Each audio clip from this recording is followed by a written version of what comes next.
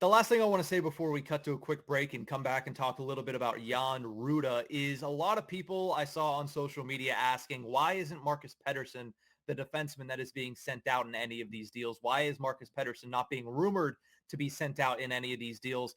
And I'm going to tell you right now, it's because the value isn't there. The value is not It's there not. for Marcus Pettersson at, I think he's 4.025 million or something like that for another 3 years.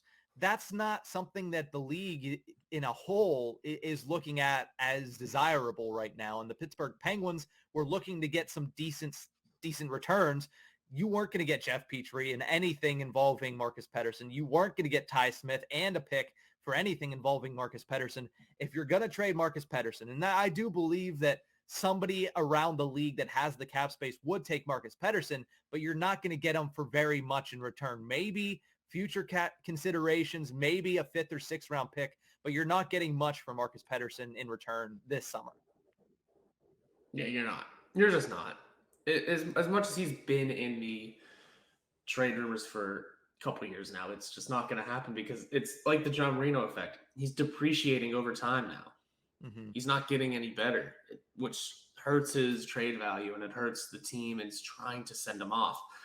Not saying we're stuck with him because he's still fine enough, but he needs to improve his game and he needs to improve his trade value one way or the other. Mm-hmm. And here's the thing with Pettersson too, he didn't have a bad season last year either.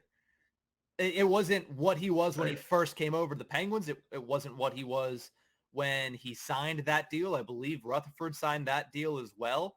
But you know what it is? It's a good defensive defenseman, and he would be a fantastic defensive partner for Jeff Petrie if that ends up happening. I think that could really be beneficial for the Pittsburgh Penguins because I do still believe that Marcus Pettersson is a top 4 defenseman, but I think he's on the lower half of that spectrum.